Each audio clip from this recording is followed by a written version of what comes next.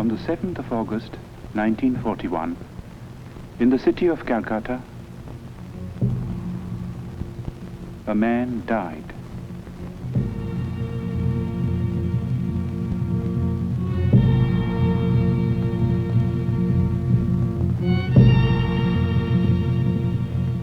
His mortal remains perished, but he left behind him a heritage which no fire could consume. It is a heritage of words and music and poetry, of ideas and of ideals, and it has the power to move us, to inspire us, today and in the days to come. We, who owe him so much, salute his memory.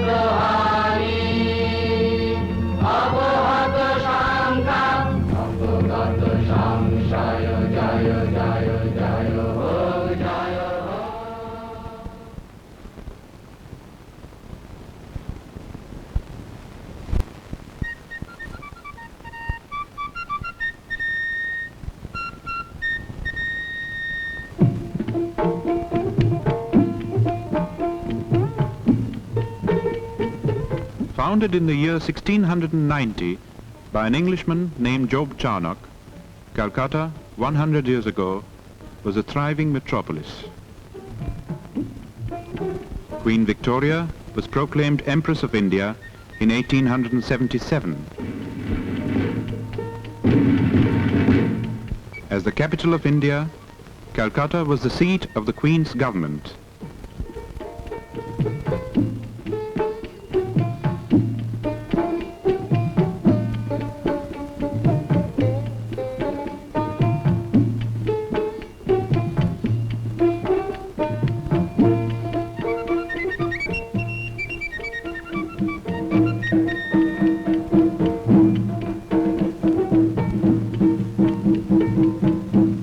In the northern part of the sprawling city, in the area known as Jorashako in Chitpur, was the family residence of the Tagores. The Tagores had an impressive lineage. It dated back to the first group of learned Brahmins that came from Kannauj and settled in Bengal in the 8th century. 1,000 years later, Panchanan, a descendant, came to the new city of Calcutta and found a lucrative position with a British shipping company. His grandson Nilmoni added to the family fortune and built the house at Jorashako.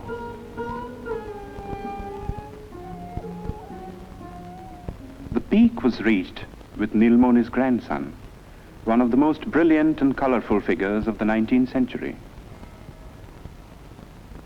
Rabindranath Tagore combined cultured sophistication with a largeness of heart and a rare degree of business acumen. Coal, sugar, indigo, exports, banking, newspaper. There was no end to his enterprises, and he succeeded in all. If his earnings were fabulous, so were his spendings.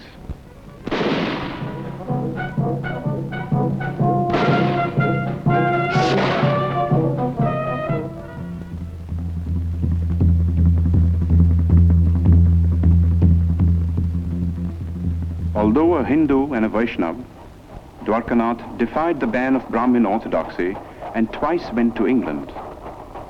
There he had an audience with Queen Victoria, discussions with Gladstone, and dinner with men like Dickens, Thackeray, and Max Muller.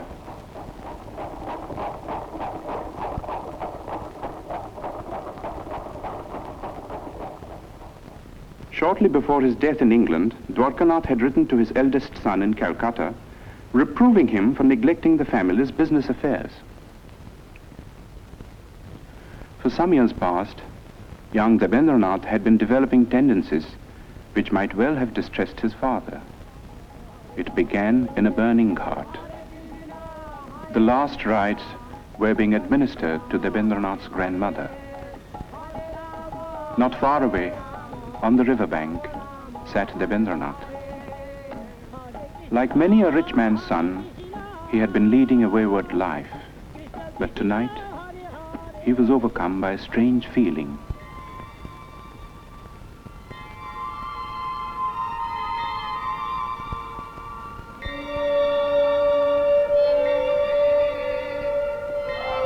Worldly possessions seemed to lose their meaning for him. This led to a period of profound disquiet, followed by a ceaseless quest for the meaning of existence in the great source books of the East and West. He read the materialist philosophers of modern Europe, Locke, Hume, Bentham, and others, whose ideas were so much in vogue among the students of the time. Then he learned Sanskrit and read the Mahabharata. But peace of mind would not come until one day he chanced upon a torn page of a Sanskrit book. There was a sloka in it which said, "God is supreme and all-pervading. Enjoy by renunciation. Covet not another's wealth." This was a page of the Ishopanishad, edited by Raja Ram Mohan Rai. Ram Mohan had been a close friend of Dwarkanath's. As a boy, Rabindranath had a deep and silent admiration for the man. But the greatness of the Raja's vision and the magnitude and nobility of the tasks he had set before himself were beyond the boy's comprehension. Ram Mohan lived in times when India's spiritual heritage was being submerged in ritual and superstition.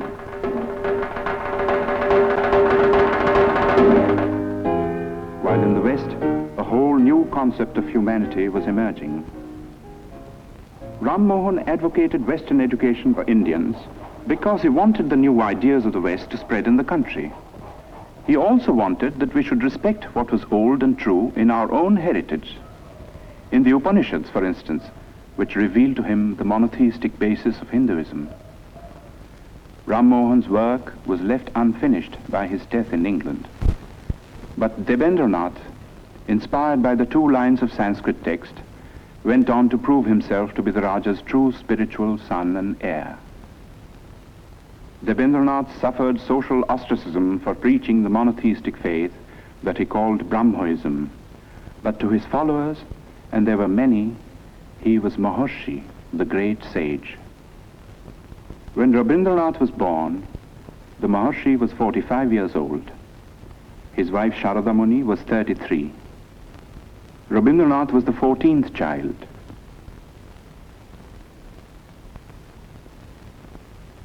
The eldest was Dijendranath, poet, philosopher, mathematician.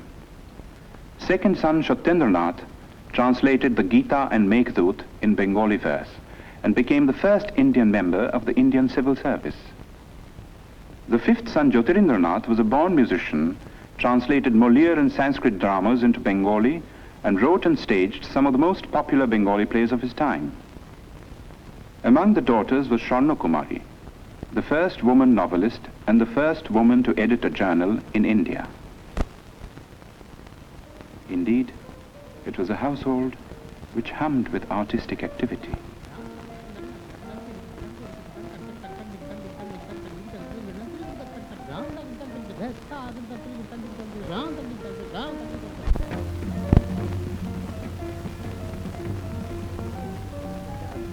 Oh, what else? And shall I couple hell? Oh, fie, hold my heart. And you, my sinews, grow not instant old, but bear me stiffly up. Remember thee? For Roby, the time hadn't yet come to participate in the activities of the elders. Going out in the street was forbidden too, and this was indeed a pity, for nothing seemed more fascinating to the boy than the world outside.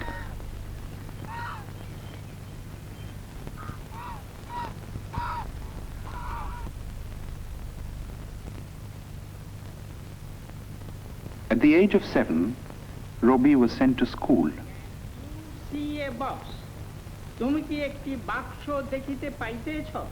Yes, I can see a box. হ্যাঁ, আমি একটি বাক্স দেখিতে পাইতেছি। Yes, I can see a box. Robbie went to 4 schools and hated them all. But to say that he lacked education would be wrong. For his third brother Rabindranath saw to his studies at home, and it was all done by the clock.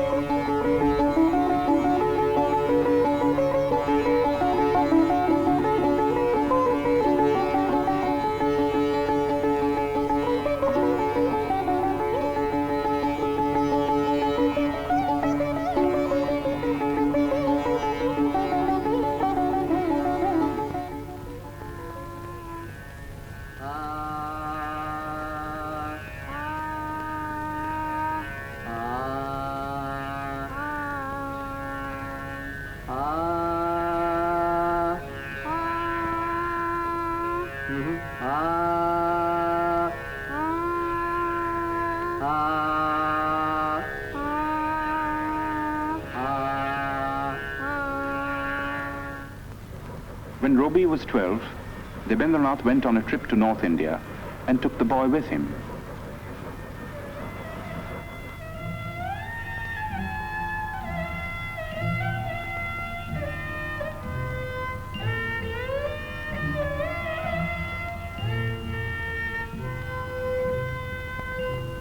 The last stop on a long tour was the rest house on Bakrota, the highest hill in the hill station of Dalhousie in the Punjab.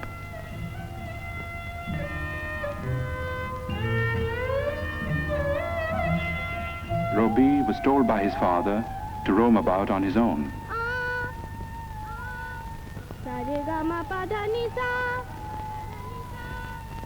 He was also taught to rise before the sun.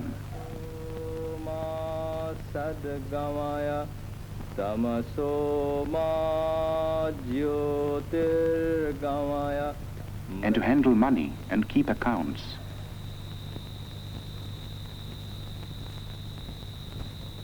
The days often ended with a boy singing devotional songs to his father.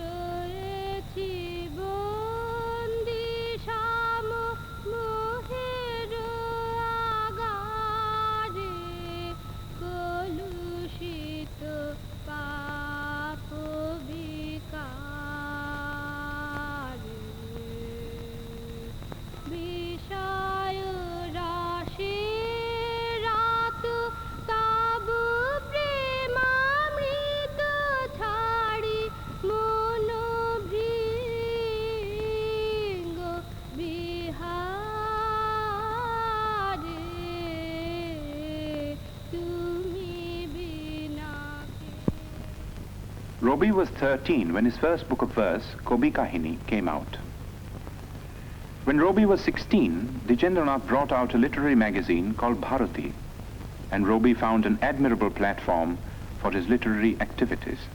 The essays included pieces on European poets like Dante and Petrarch, whose acquaintance Robbie had made in Ahmedabad, in the library of his elder brother Satyendranath. Satyendranath's wife Ganadanandini, who was staying in England with her 2 children, was a remarkable woman who had been persuaded by her husband to come out of orthodox seclusion. Robbie set out for England in the summer of 1878 and joined Ganadanandini in Brighton. If the plan was to provide the boy with a proper education, it came to naught, for Robbie returned without completing his course of studies at the London University.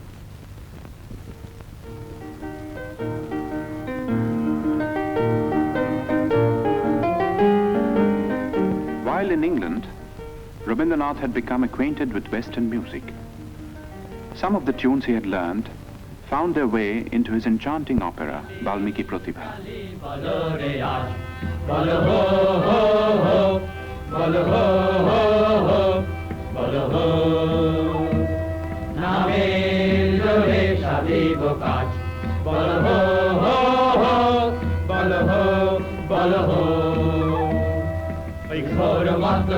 নিত্য রঙ্গ মাঝারে ওই লক্ষ লক্ষ যক্ষ যক্ষ ঘেরি শ্যামারে ওই লাট্ট পাট্ট কেশ ওই অট্ট অট্ট হাসে রে হা হা হা হা হা হা আরে বল রে শ্যামা মায়ের জয় জয় জয় জয় জয় জয় জয় জয় জয় জয় জয় আরে বল রে শ্যামা মায়ের জয় জয় জয় আরে বল There were other tunes, however, which came from classical Indian ragas, used for the first time in an operatic context.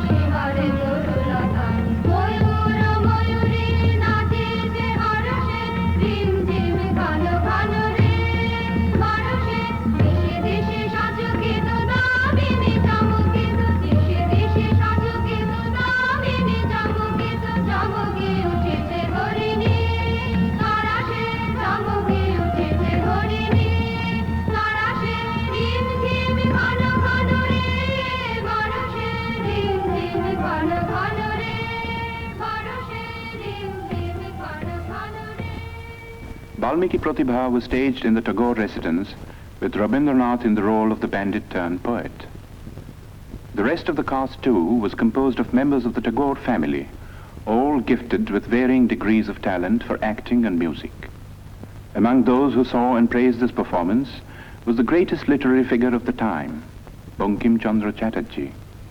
A year later, when Rabindranath's Shanda Sangeet was published, Bankim Chandra personally congratulated the poet and acknowledged his preeminence among the rising writers of the day.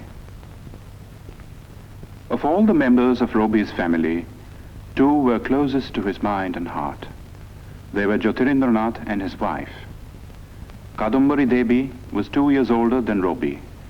She was his best friend and severest critic. Robi lived with these two for a time in a house in Sadar Street in South Calcutta. One morning, a strange experience befell the poet.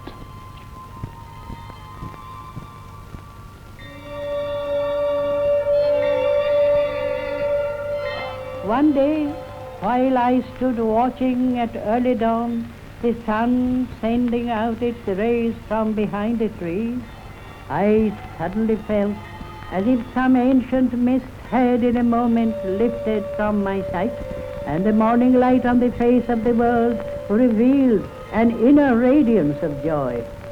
The poem I wrote on the first day of my surprise was named The Awakening of the Waterfalls.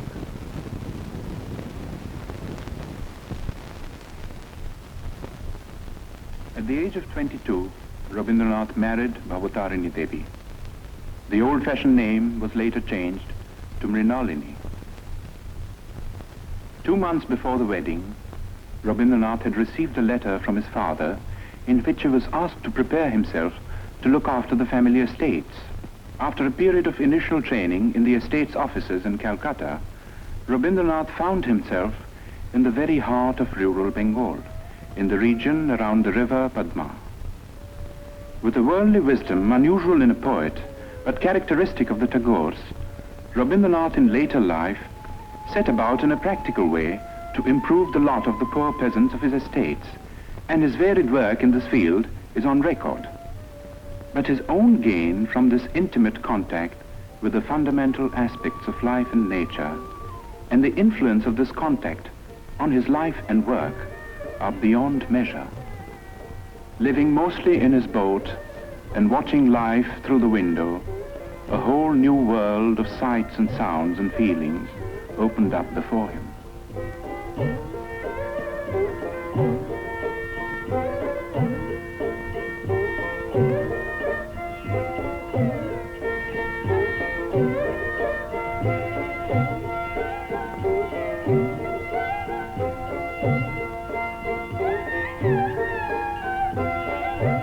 was a world in which the moods of people and the moods of nature were inextricably interwoven.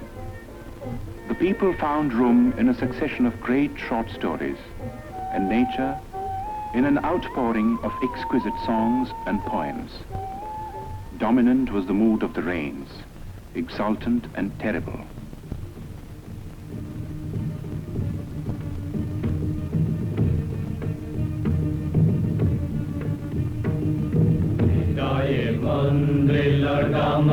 Guru Guru Alo Megher Guru Kutila Kunjita Holo Romanjita Bono Bonantar Hridaye Mandrila Damaru Guru Guru Tulila Chanchala Bokha Hindale Nilala Shabne Shekono Titire Hridaye Mandrila Damaru Guru Guru Shagana Bhashana Shabda Mukharita Vajra Shajagita Drasta Sarvari Shagana Bhashana Shabda Mukharita Vajra Shajagita Drasta Sarvari Malati Ballari Papai Pallava Kaluna Kallare Kanana Shankita Chille Shankita Hridaye Mandrila Damaru Guru Guru Alo Megher Guru Kutila Kunjita Hola Romanjita. In 1901, Rabindranath was 40 years old. His already enormous output of poems and plays had been gathered in one big volume. It comprised 21 books and included Shonarturi, his first masterpiece. The same year, 1901, marked an event of a somewhat different nature.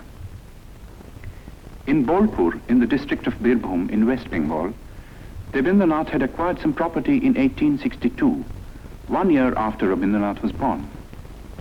The property was made over to a board of trustees, and the deed specified that the place was to be used for meditation on the supreme formless being. According to the Maharshi's wishes, a seat of prayer and a temple of worship had been built, and close to the temple, a residential house which was called Shantiniketan, the abode of peace.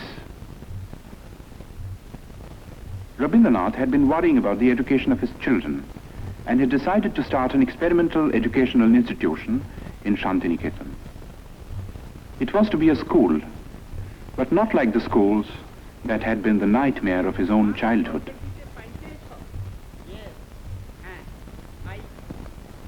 It was to be like the forest hermitages of classical India.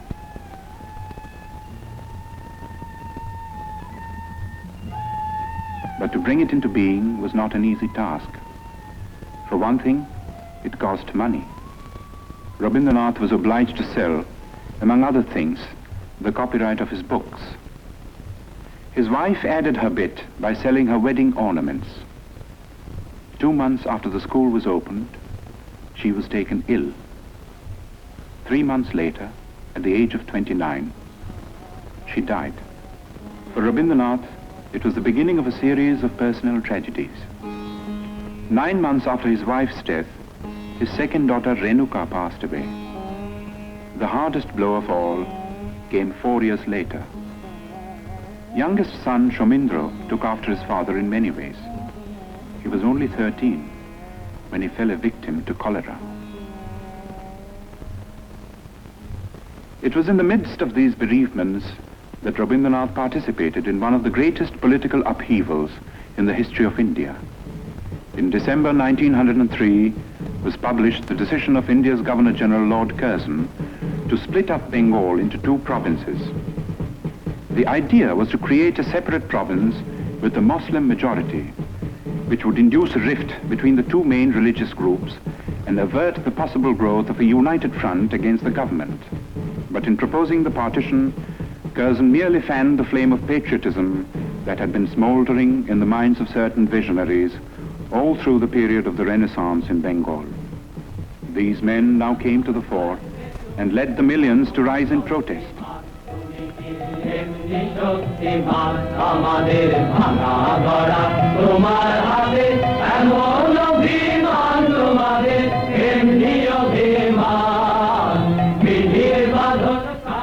The series of stirring patriotic songs which Rabindranath composed for the occasion were sung in procession in the streets of Calcutta, with the poet himself in the lead.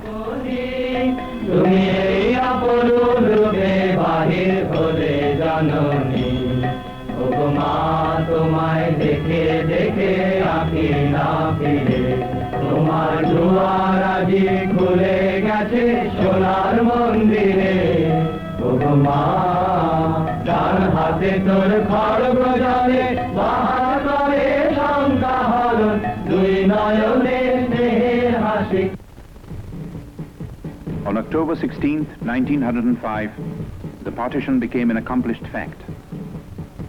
In a form of protest that only a poet could conceive, Rabindranath turned the black day into a mass festival of Rakhi Bandhan, the tying of the band of friendship.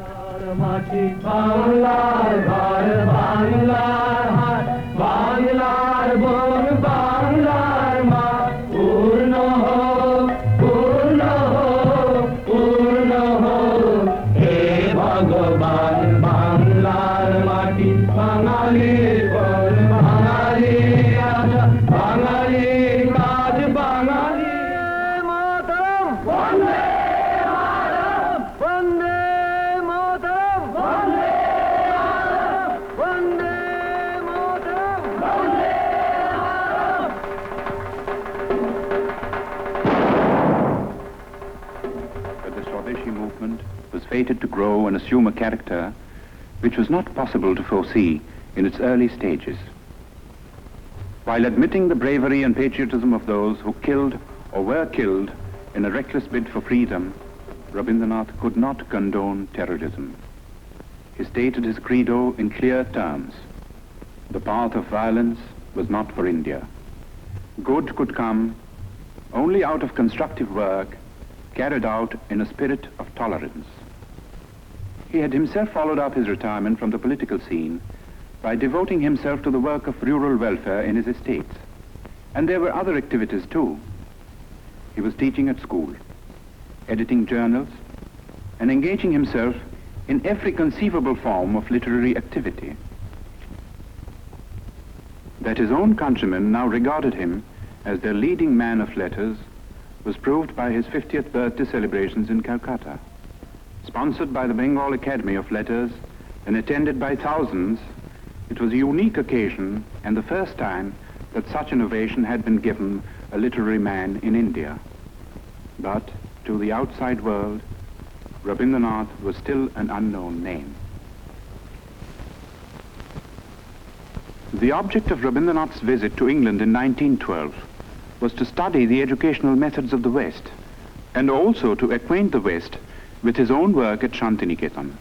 He happened to carry with him on this occasion a notebook containing his own English translations of some of his songs, mainly from Gitanjali. He showed these translations to the English painter William Rothenstein, who had met him on an earlier visit to India. Rothenstein was so impressed that he sent a copy of the translation to the well-known Irish poet Yeats. In introducing the poems to a gathering of English writers and intellectuals, Yeats said, "I know of no man in my time who has done anything in the English language to equal these lyrics. Even as I read them in this literal prose translations, they are exquisite in style and thought." Gitanjali was published in England in the same year. There has rarely been another instance of a poet gaining world fame in like manner. The Nobel Prize came in 1913 and the knighthood in 1915, while war was raging in Europe.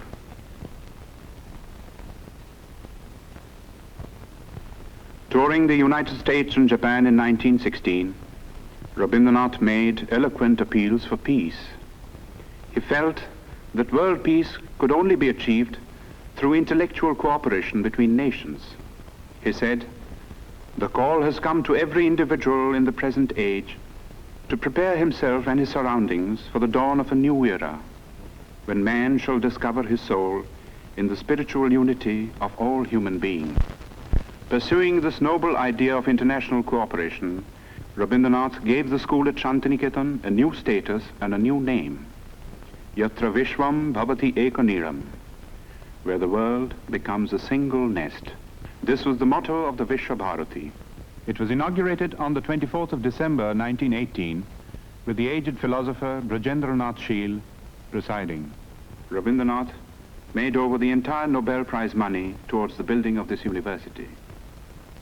While peace had been restored in Europe, in India there was unrest. The Rowlatt Bill, designed to suppress all political movements, dashed India's hopes of gaining the self-government that the British rulers had kept promising through the war years. Dominating the Indian political scene at this time was Mohandas Karamchand Gandhi, who, as a barrister in South Africa, had fought for the rights of the Indians living in that country.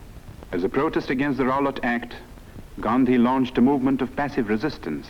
But the masses misinterpreted the movement, and following a rumor of Gandhi's arrest, violence broke out in many parts of the country. As a result of this, the government started taking repressive measures out of all proportion to the magnitude of the violence.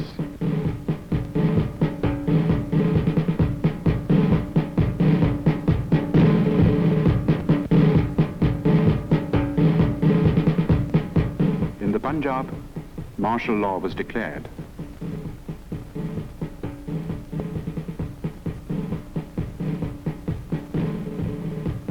In charge of the troops at Amritsar was Brigadier General Dyer. On the first day of the month of Vaishak, a crowd gathered in Jallianwala Bagh, as it had done every other year. It was a peaceful crowd, but Dyer was taking no chances.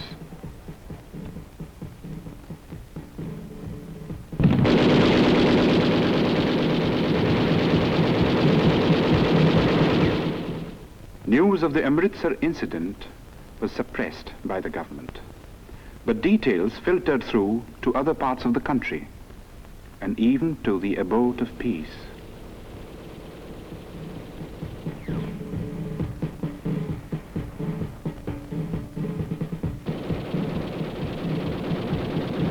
Rabindranath rushed to Calcutta. But the Defence of India Act was still in force, and no leaders would support him in a plea for a meeting of protest.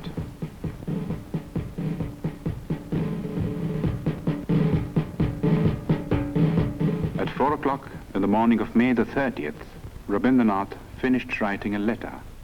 It was addressed to the Viceroy.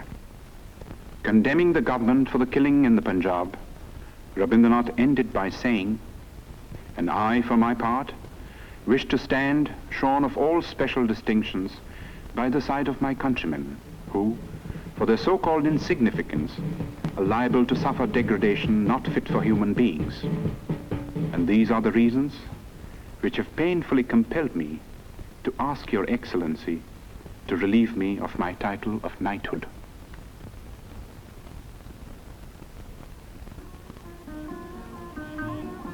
The next 10 years of Rabindranath's life were filled with ceaseless activity.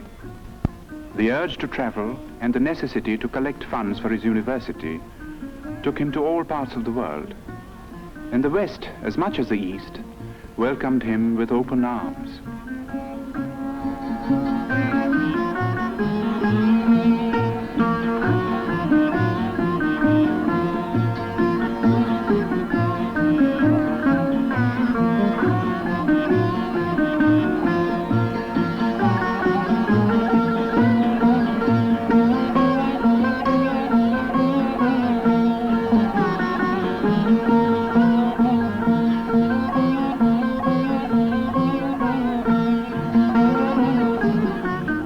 Wherever he went, he spread the message of peace and stressed the importance of intellectual cooperation between nations. He said, "We ought to know that isolation of life and culture is not a thing of which any nation can be proud. In the human world, giving is exchanging. It is not one-sided." He also said, "I do not put my faith in any new institutions, but in the individuals all over the world who think clearly, feel nobly, and act rightly. They are the channels of moral truth." His great humanist ideas found an echo in the best minds of Europe, and some of them became his close friends.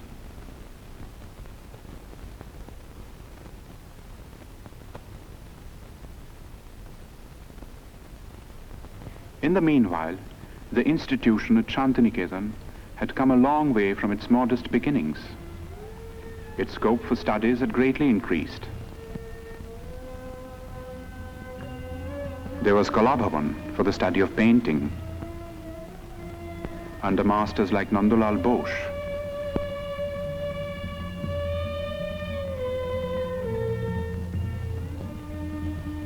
Who was himself a pupil of Rabindranath, the poet's nephew. The Sangeet Bhavan, which neglected no branch of Indian music, had also grown under Dinendranath, another nephew of the poet.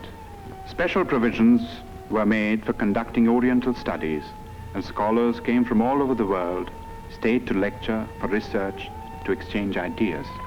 Such men were Levy, Winternitz, Lesny, Stenkonov. And there were some Europeans who did even more than that. Charles Freer Andrews, a missionary who was present at Yeats' reading of Gitanjali, and William Winstanley Pearson, who also met the poet in England, came to the ashram in its early days and stayed on until their death, working with a selfless devotion to the poet and his cause that few Indians could equal. Leonard Elmhurst was another Englishman whom Tagore had met in America. He was drawn by the poet's personality, came over to Shantiniketan, and took charge of the School of Rural Handicrafts, another of Rabindranath's experiments at Shurul, 2 miles from Shantiniketan. His last European tour began with a visit to Oxford, where he delivered the series of Hibbert lectures, which were later published as The Religion of Man. It was also on this last trip that Rabindranath went to Soviet Russia for the first time.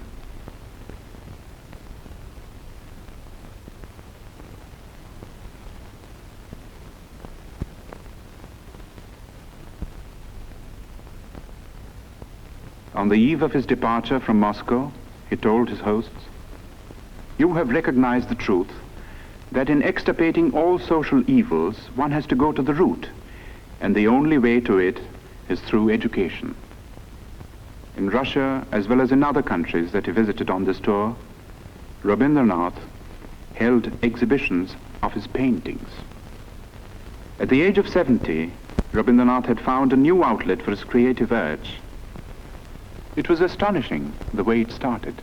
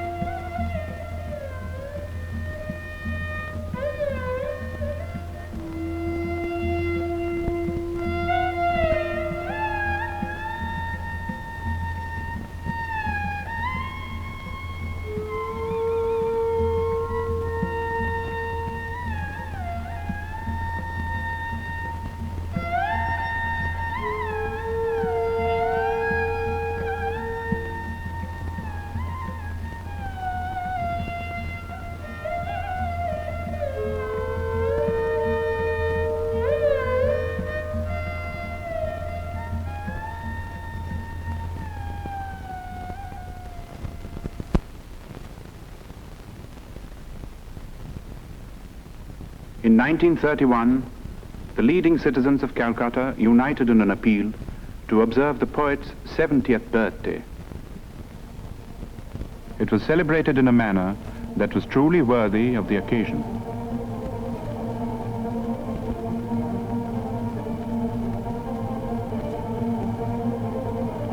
The Golden Book of Tagore was a testimony to the love and reverence that the intellectuals of the world bore for Rabindranath.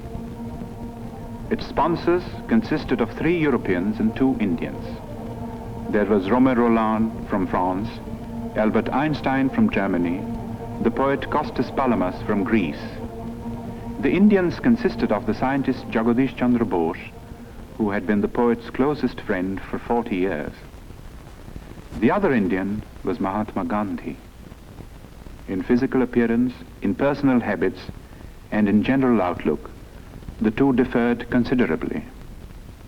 At several moments of crisis in India's political history, the two had disagreed over the course of action, but these were on the surface. Their deeper affinity transcended all occasional barriers.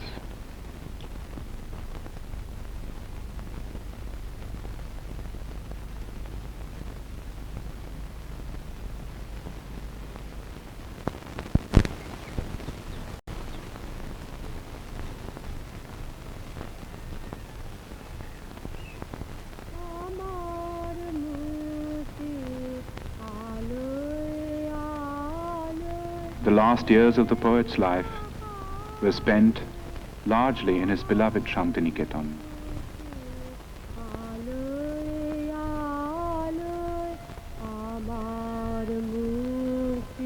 He had a choice of small houses built for him, for he never liked to stay in the same house or even in the same room for long. It was, in a way, symbolic of the refusal to get into a rut which marked his whole life. In his writings, he was now producing some of his most striking, original, and mature works, and these included textbooks and nonsense rhymes for children, not an unusual occupation for someone who had loved and understood children so well and done so much to mold them for a better future.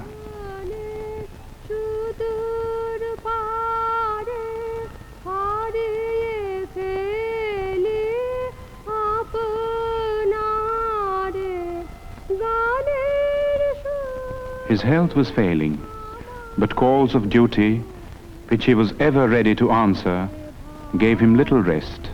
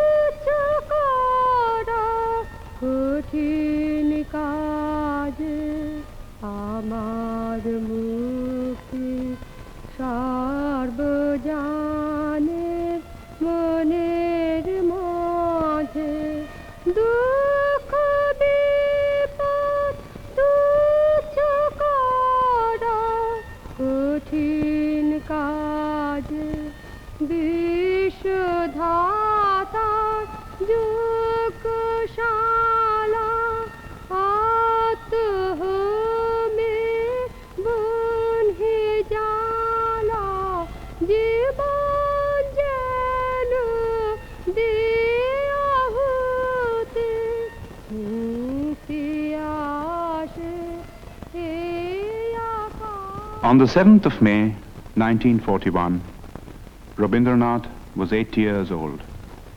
3 months later, he was to leave Shantiniketan, never to return.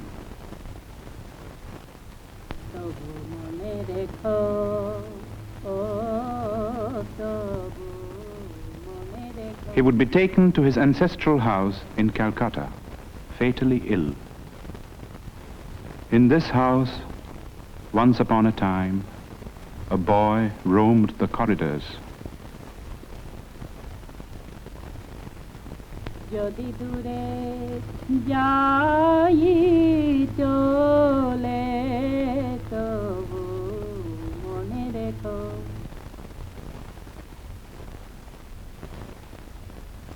What is the fun of always writing and writing? When I take up father's pen or pencil and write upon his book just as he does, A, B, C, D, E, F, G, H, I, why do you get cross with me then, mother? You never say a word when father writes. When my father wastes such heaps of paper, mother, you don't seem to mind at all. But if I take only one sheet to make a boat with, you say, child, how troublesome you are. What do you think of father spoiling sheets and sheets of paper with black marks all over on both sides?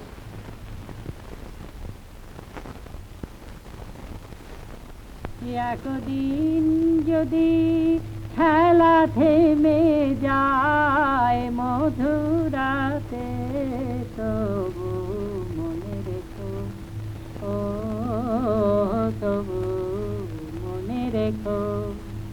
একদিন যদি বাধা পড়ে কাজে শারদ প্রাতে মনে রেখো, যদি পড়িয়া মনে ছলো ছলো জল নাই দেখা দেয় নয়ন কোণে তবু মনে রেখো।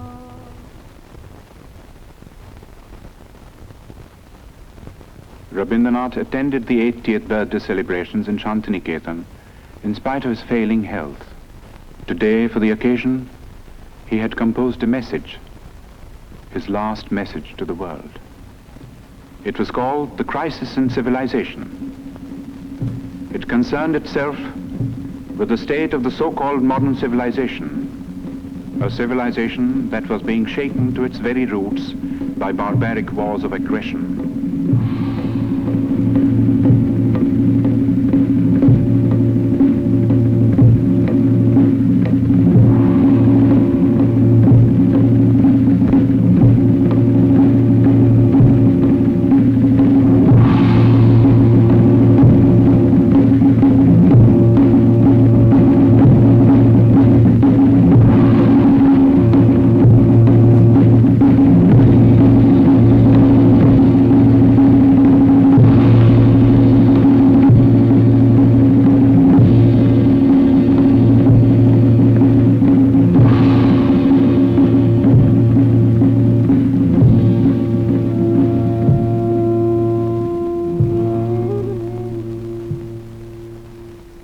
In the course of this message, Rabindranath said, I had at one time believed that the springs of civilization would issue out of the heart of Europe.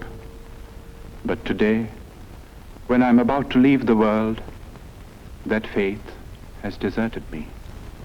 I look around and see the crumbling ruins of a proud civilization strewn like a vast heap of futility.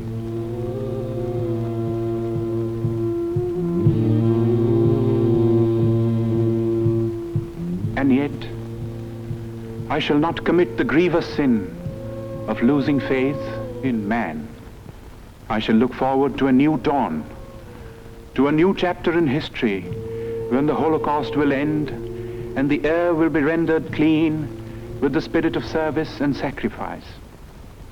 Perhaps the dawn will come from this horizon, from the east, where the sun rises. On that day, will unvanquished man retrace his path of conquest, surmounting all barriers to win back his lost human heritage.